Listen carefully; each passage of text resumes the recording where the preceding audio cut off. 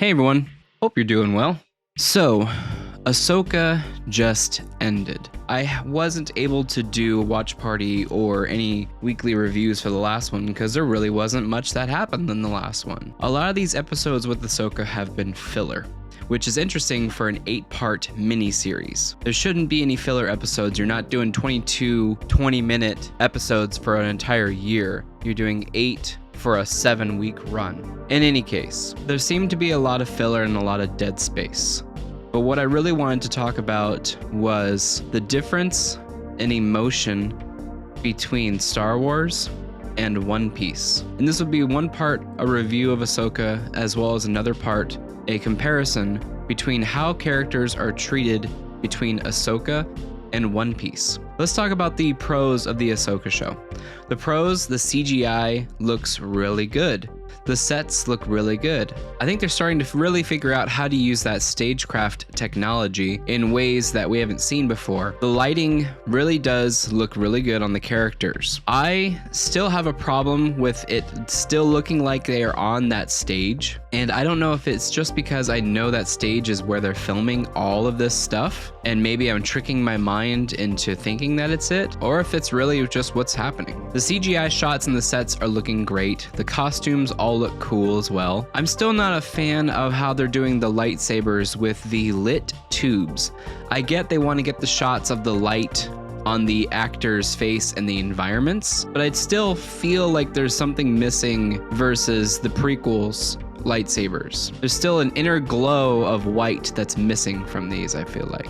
And it still just feels like they're playing with tubes. Next thing I like is the expansion of the lore. I like how we're talking about the Mortis arc. I like how we're bringing in the father, the son, the daughter, the dark, the light. I like how we're bringing all that in. The story with all of that is coming almost full circle. It's very unfortunate that Ray Stevenson will not be reprising his role. And of course, it's unfortunate that he lost his life. I wish the very best for his friends and family. Nobody should be passing at that early age. And I'm hoping that we get to continue with the Baylan story in another way, possibly a recast or a, I don't know, crazy digital face manipulation again. Since he has a beard, you can kind of cover it up. Definitely a recast, but they have to keep the gravitas that Ray Stevenson was. He didn't say much, but just that gravitas of him being the scene said a lot for him. And I don't know, I can only speculate if he's going to be the father. I thought Anakin was the father. There could be some other conspiracy theories that people have been throwing out that are way more nerdy than me. But I really do like the Shin Hati and the Baylan Skull part. I think that is probably the most interesting part of the show for me. A deeper exploration of what the Force is and the cosmic force, if that. And that's about all that I liked from the show. I'm gonna start going into the cons now. Let's go going into the cons now. So, the tension. I did not feel any tension whatsoever from any of the action scenes. I didn't really feel like any of the characters were really in peril. Even with Sabine getting stabbed through the gut, even with Ahsoka dodging a bunch of fighters while being out in space, even while them dodging a bunch of mines in the minefield, a lot of it just didn't seem like the tension was there. I didn't feel worried for them at all. And I am starting to really dislike how Star Wars keeps having to reference itself, having to reference things that are said in the past movies, referencing actions that are in the past movies. I know they always say I have a bad feeling about this, but the kids said that after 2 planes were destroyed. You better have a bad feeling about this because 2 people are dead. 2 people died because your mom brought them into this. You should have a bad feeling about this. You should be vomiting. And everyone just kind of lollygags things off. People die left and right. Oh my God, I don't even want to talk about the New Republic and how incompetent they are. How incompetent are you? These 2 Jedi people with Force abilities, with lightsabers, destroyed an entire capital ship, broke out a prisoner just by themselves. And also they found an Imperial hideout that has been making these super huge hyperdrives without any of them knowing. They have 2 fighters that died being hit by something, and they have the other X-Wing fighters who saw the dang thing blast off into space. And then there's 3 capital ships that saw whales. They saw the space whales. And you dare to tell me as an audience member that this dude doesn't believe it with accounts from all these different people? So you're either telling me that the New Republic is that incompetent and they deserve to be destroyed the way they did in episode 7. Or I don't know what you're trying to do, honestly. I don't know what. You just want me to hate a bad guy. You hate this guy because you want me to hate him or something. I don't know what the point of that whole arc is. And I don't know what the whole point of that arc is, other than saying maybe they do need to be destroyed because they are that stupid. So I hate the New Republic and they deserve to be destroyed. Oh, and also, I thought they were getting into a democratic process and all this. So yeah, these are the senators who are calling for accountability with the military, which is a democratic process, keeping the military in check. And then all of a sudden, C-3PO just comes in and says, Princess Leia says it's fine. Or Senator Leia says it's fine. Oh, okay, I didn't know we were a monarchy and Senator Leia Organa said it's fine, so everything's fine. No, this is a democratic process and all these senators want to know what's going on. Oh my God. Oh, I forgot where I was going with that, but yeah, it's a democratic process keeping the military in check. So they need to be kept in check. Oh my God, that scene just made me lose my mind. All of the scenes really make me lose my mind. Anyways, so I don't like the New Republic. I don't like how they wrote them. I don't like how much we hate them. We're supposed to be cheering them on. This is the people that we brought into power after Return of the Jedi. And they kind of set this up in the last season of Mandalorian too, showing off how, pompous they all were, how corrupt they all were and stuff like that. And so again, am I supposed to be cheering on the First Order to be blowing them up because they are all corrupt? I don't know where you're going with that thing. Anyways, let's go on to the main character, Ahsoka, who even still, everyone was saying, oh, she's Ahsoka the Grey, and we're comparing to Lord of the Rings. She's going to come out of the World Between Worlds as Ahsoka the White, and she's going to be, goofy, this kind of thing. I just didn't feel that much of a character. People were seeing a complete character difference between the two. She's still folding her arms and being meh. It really did seem like it was setting up Sabine. I mean, obviously to use the Force, even though I personally did not want her to be able to use the Force. I think it's kind of cool having a Mandalorian that is just as skilled as a Jedi without the Force. But now she's a Mandalorian who does get to wield the Force, just like her ancestors, I guess. So that was kind of being spelled out for you 115% the entire show that she's going to use the Force. Whoop-de-doo. Again, I didn't really feel tension. I didn't really feel scared for any of them. And honestly, there wasn't much emotion when Sabine met Ezra. Sure, the music flowed and they were kind of like, I'm going to say a quip. I'm going to say a quip too. But like, there wasn't emotion. Like they hugged and it was cute and they showed the crab battle people. I don't know what they are. They showed them reacting to them hugging, but there wasn't any emotion. The only time I did get some emotion was from Anakin showing up. That has more to do with my nostalgia than it does have to do with the characters. Now let's talk about the World Between Worlds scene. I don't know if that was really the World Between Worlds because the way it was depicted in the animation is a lot different than it is in the show. So with my guess, this is not a purgatory, but I feel like it is a Force dream. I don't know if it really is Anakin with her or if it is her imagination of Anakin and she was only in the water they kept looking. I was going to say she was in the water for a short amount of time, but they were looking for a long time for her body and not being able to find it. They were running out of fuel. They even say so. So the fact remains, she was underwater for a really long time. The only thing that I can see this working is if she really was in the World Between Worlds and she was in a different place completely physically, because when the water comes up, then maybe it places her in that water where she was supposed to be. So it's all up to your own imagination if that's true or not. I'm just going to call it World Between Worlds episode with her and Anakin. I think the actress they got to play young Ahsoka was great.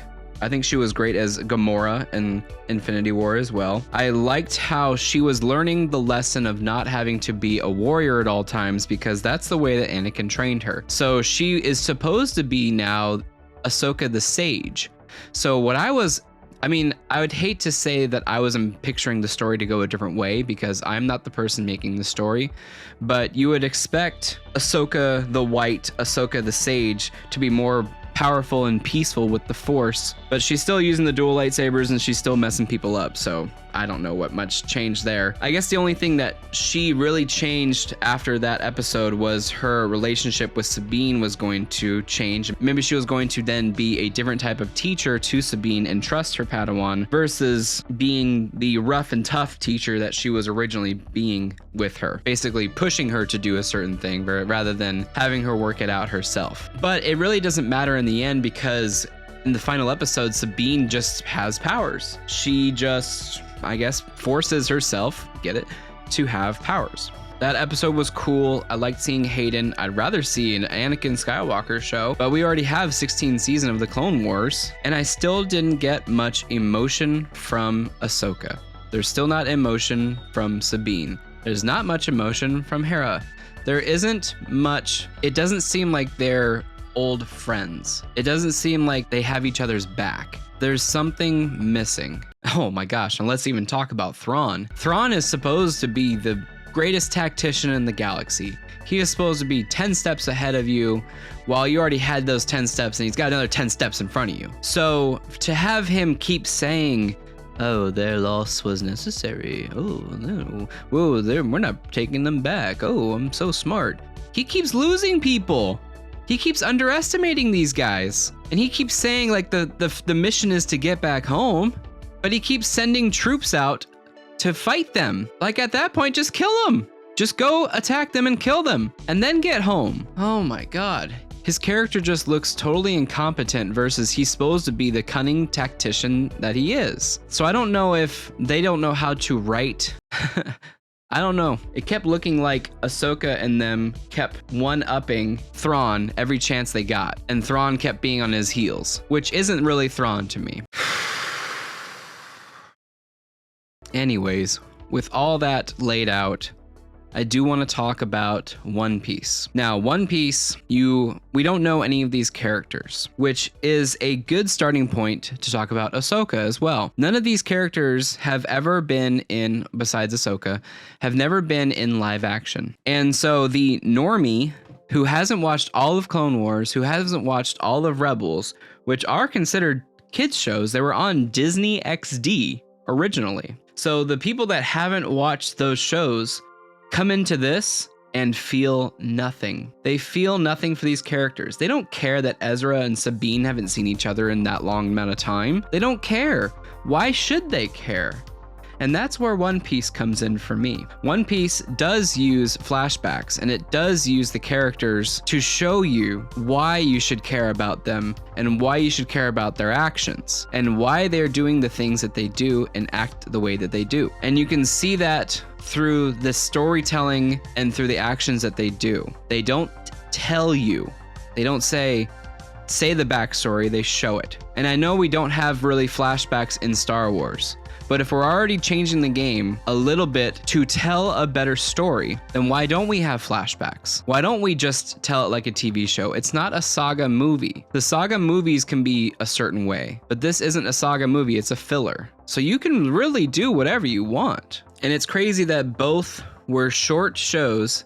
I believe they're both 8 episodes, and I was able to get so much more emotion and character from this goofy pirate show with a bunch of different influences and references than I was a property that I've been a fan of since I was 5, which is nearly gonna be 30 years now, which may be why the only emotion that I felt was my nostalgia and my member berries. So where do we go from here? I think Star Wars needs to go.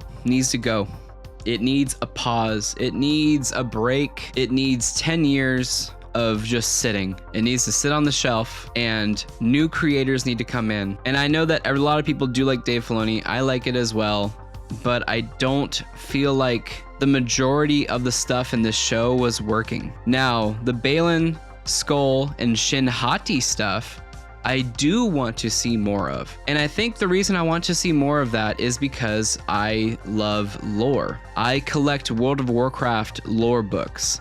I collect the old Star Wars schematic books. I love lore stories and backstories on the worlds I watch YouTube videos on the making of the Lord of the Rings First and Second Age. But while I love lore, when you have a show, you cannot just lore dump. Unless that show is like a History Channel show, and let's say the Wills is talking to the kids in Star Wars world, and they're actually having a History Channel documentary about it. That sounds stupid, but that's what these stories are supposed to be. I remember hearing that George Lucas was saying that a long time ago in a galaxy far, far away was the Wills reading these fairy tales to their learners.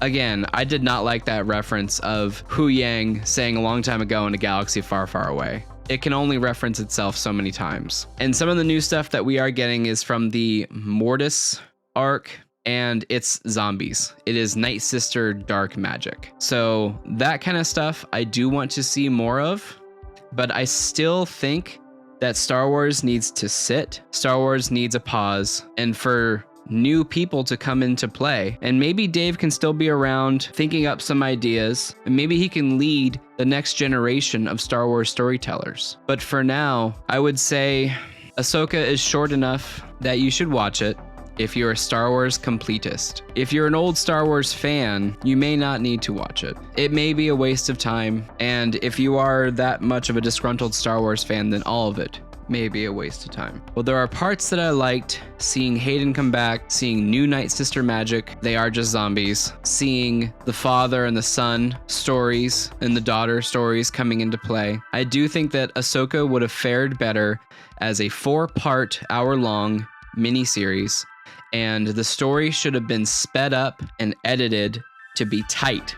With it being that 4 hours, I think we would have gotten a pretty good show, and we may all feel differently about it. But as it is right now, there's lots of dead air, lots of dead time, and lots of dead stormtroopers. Oh, also bring back Nick Gillard for the stunt coordinator and his team, because a lot of the stunts and a lot of the fights in this show were not hitting.